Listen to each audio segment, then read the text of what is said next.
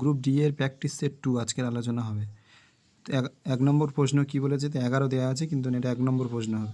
পশ্চিমবঙ্গের প্রশ্নে কী বলেছে, পশ্চিমবঙ্গের বিধান পরিষদের সদস্য সংখ্যা বর্তমানে কত? অপশান ডি, পশ্চিমবঙ্গে কোনো বিধান পরিষদ নেই। আচ্ছা, 2 নম্বর প্রশ্ন কী বলেছে, ভারতবর্ষের দীর্ঘতম জাতীয় সড়ক কোনটি? ভারতবর্ষের দীর্ঘতম জাতীয় সড়ক হয়ে যাবে option C, right answer, NH 44। 3 নম্বর প্রশ্নে কী বলেছে, ভারতের কটি রাজ্যের সীমানা পশ্চিমবঙ্গকে স্পর্শ করেছে? রাইট অ্যান্সার হয়ে যাবে অপশান সি, 5টি। 4 নম্বর প্রশ্নে কী বলেছে, যে নির্বাচক সংস্থা ভারতের রাষ্ট্রপতিকে নির্বাচিত করে তা গঠিত হয়? 4 নম্বর প্রশ্নের রাইট অ্যান্সার সি, কেন্দ্রীয় আইনসভার উভয় কক্ষ এবং রাজ্য বিধানসভার নির্বাচিত সদস্যগণের দ্বারা।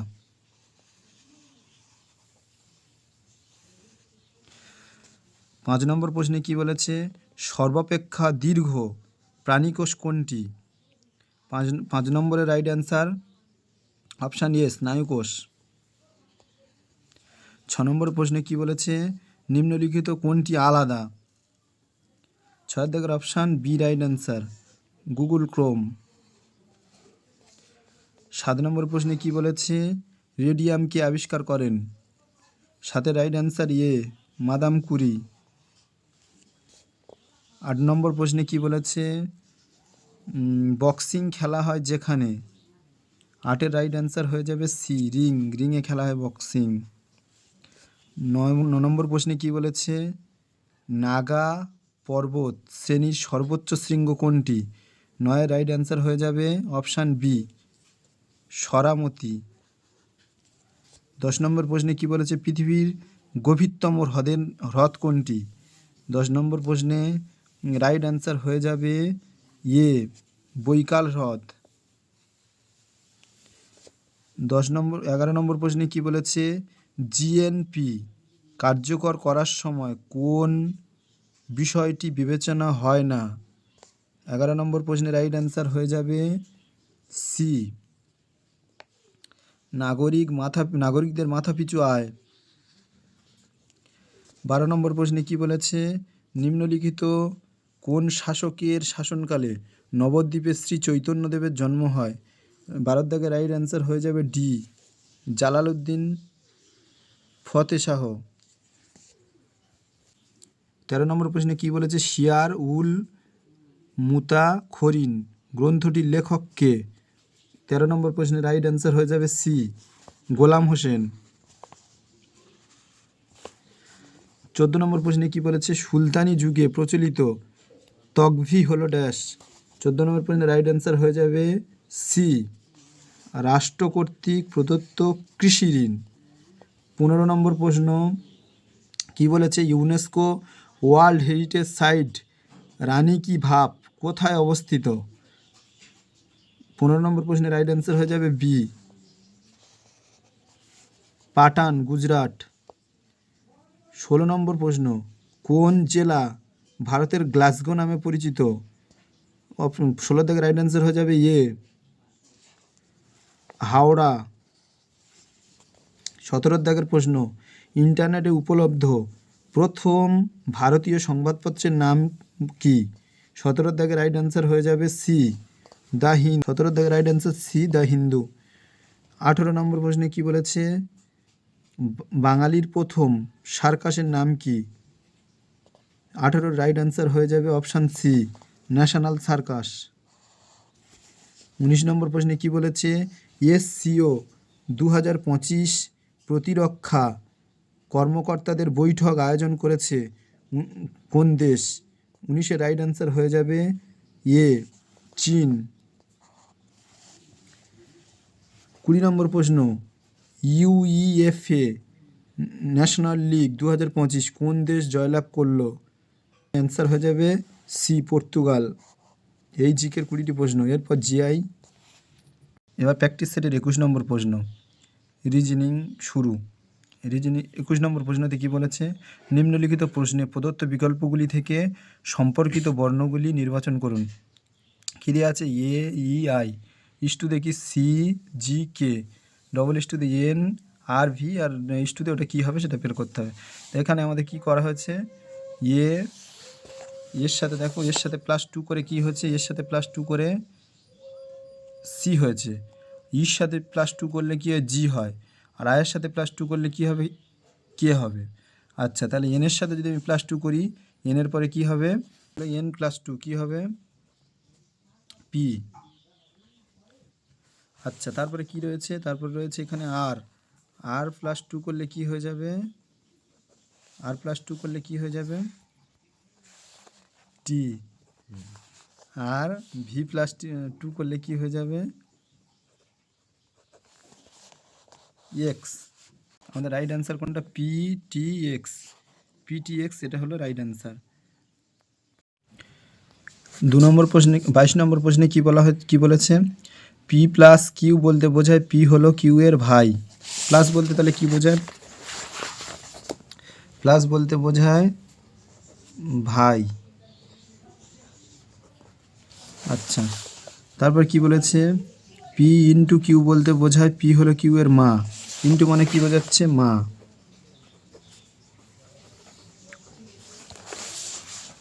আর p/q বলতে বোঝায় পি হলো কিউ এর বাবা। ডিভাইডেড মানে কি বোঝাচ্ছে, বাবা।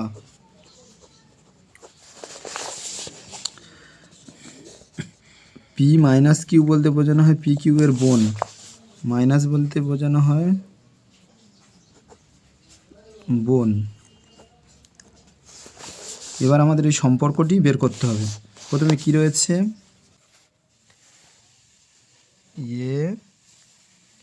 আচ্ছা কি বলেছে, আচ্ছা প্রথমে এই শেষ থেকে করে করে আসতে হবে, এফ মাইনাস মানে কি, মাইনাস মানে বোন, তাহলে এখানটায় বোন এটা।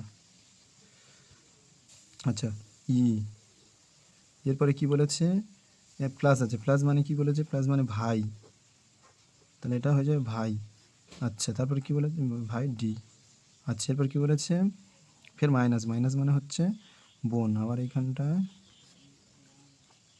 বোন। ডিভাইডেড মানে কি, বাবা। আর তা ইন্টু মানে কি, ইন্টু মানে মা। এবার আমাদের প্রশ্নে কি বলেছে, প্রশ্নে বলেছে যে কিভাবে এর সাথে সম্পর্কিত। তাহলে কিভাবে এর সাথে সম্পর্কিত, হলো এটা হচ্ছে বাবা, এটা মা, মানে বাবার মা। এর তাহলে বাবার মা হয়ে গেল রাইট অ্যান্সার হয়ে যাবে অপশান বাবার মা, রাইট অ্যান্সার।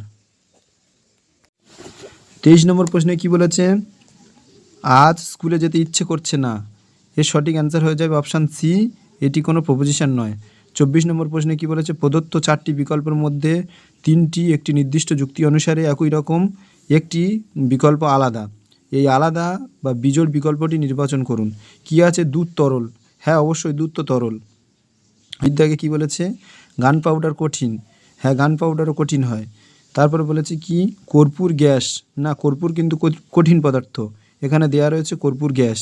আচ্ছা, হিলিয়াম গ্যাস, হিলিয়াম অবশ্যই গ্যাস, তাহলে অপশান সি রাইট অ্যান্সার।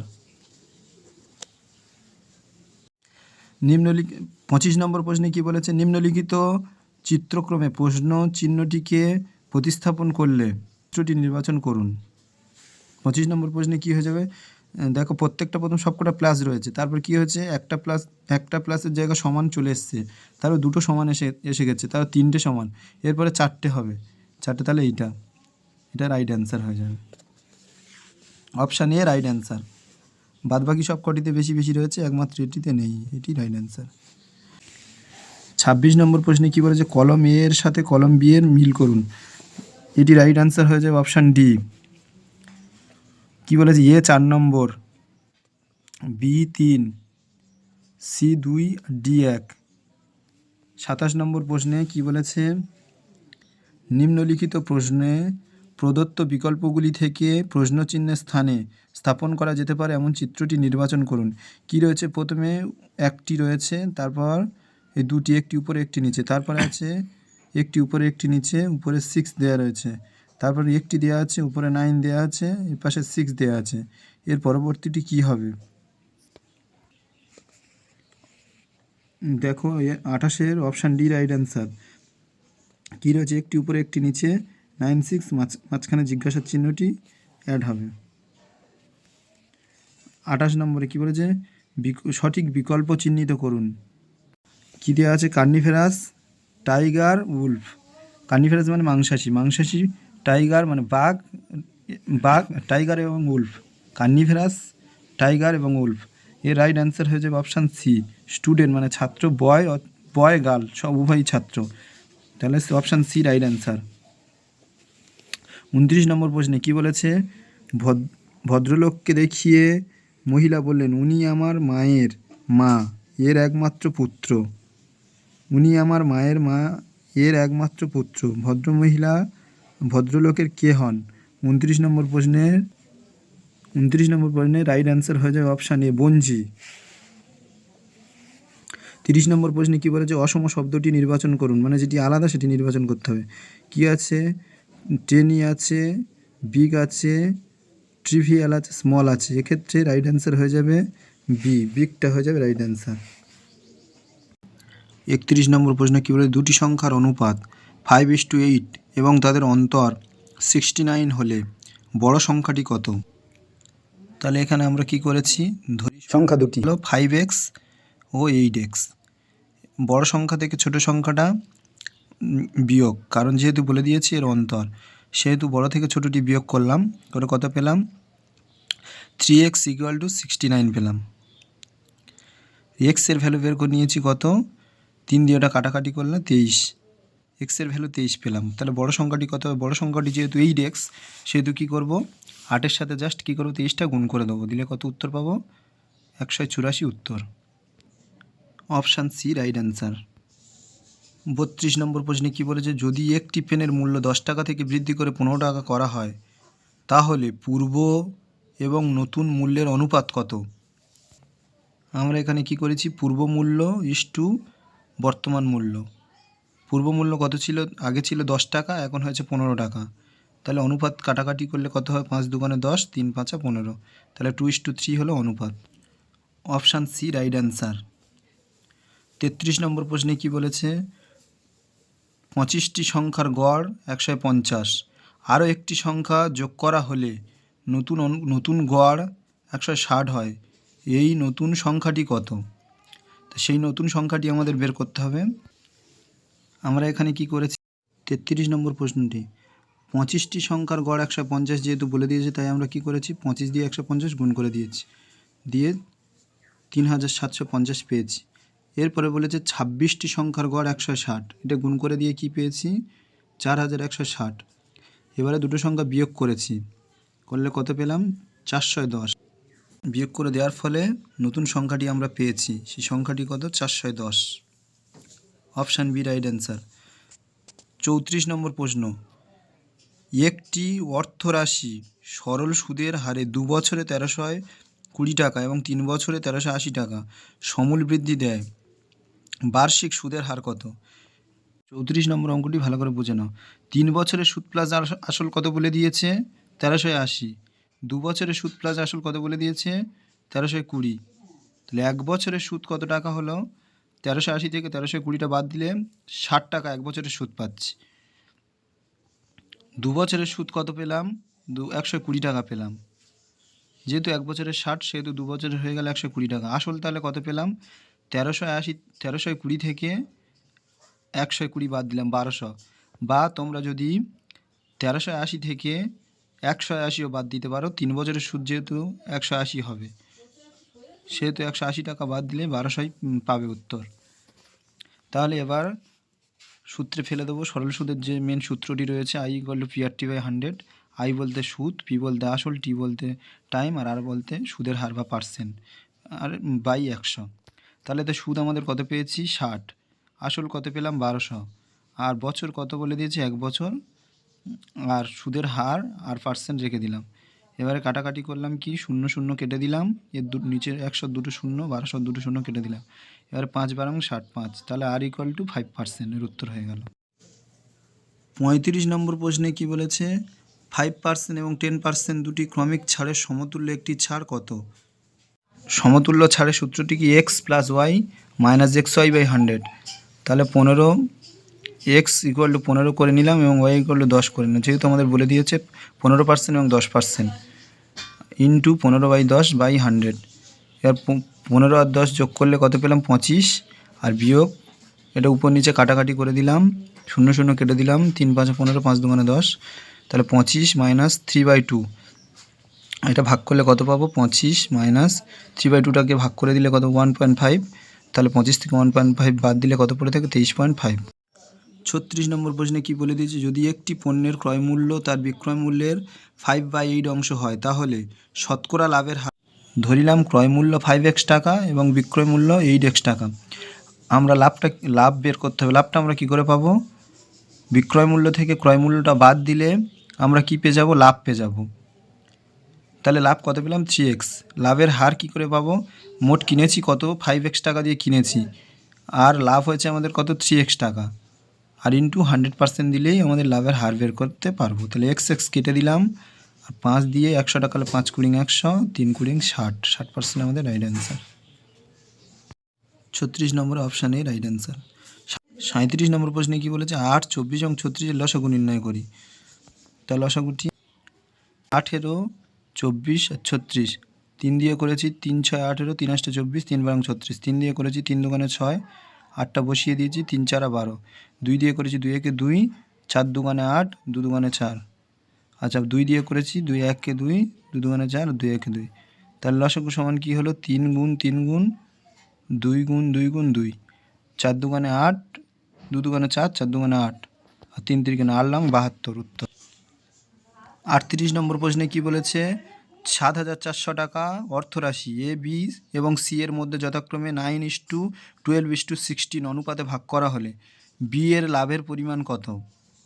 আমাদের মোট টাকা কত বলে দিয়েছে 7,400 টাকা, আর আমাদের বি এর ভাগের পরিমাণটা কি করে বের করব, 7,400 গুণ বি এর ভাগ কত ছিল ওখানে 12, তাই 12টা উপরে লিখে দিয়েছি, আর সবগুলি যোগ করে এর ভাগ, বি এর ভাগ এবং সি এর ভাগ সবগুলি যোগ করে নিচে বসিয়ে দিয়েছি। এরপর কাটাকাটি করেছি, 37 দুগুণে 74, 2 আর 2টো শূন্য উপরে তুলে দিয়েছি, তাহলে 200 ইন্টু 12, 12 দুগুণে 24 আর 2টো শূন্য 2400। 38 অপশান ডি রাইট অ্যান্সার। 39 নম্বর প্রশ্ন, এক ব্যবসায়ী 10% লাভের দ্রব্য বিক্রয় করেন, তিনি তার বিক্রয় মূল্যের উপর 20% বাড়িয়ে দেন এবং ক্রেতাকে 20% কমিশন দেন, তার শতকরা লাভ কত। 39 নম্বরের অঙ্কটি প্রত্যেকে ভালো করে দেখে নাও।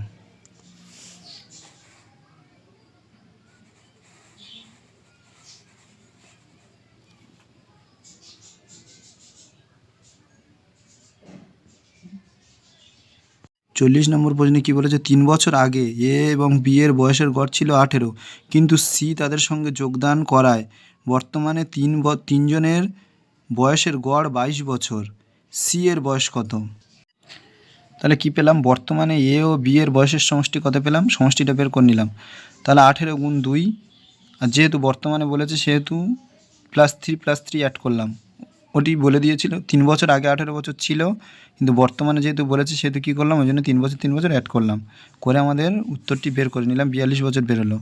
এবার এ, বি এবং সি এর বয়সের সমষ্টি কত আমরা পেলাম 22, 22-এর সাথে আমরা কী করলাম 3 গুণ করলাম, করলে 66 বছর বেরোলো। সি এর বর্তমান বয়স তাহলে কী করব, যেহেতু আমাদের এ এবং বি এর বয়স বের হয়ে গেছে 42 বছর, তাহলে আর তিনজনের বয়স বেরোলো 66, তাহলে 66 থেকে আমরা কী করলাম 42 বাদ দিয়ে দিলাম, দিলে 24 বছর উত্তর বেরোলো।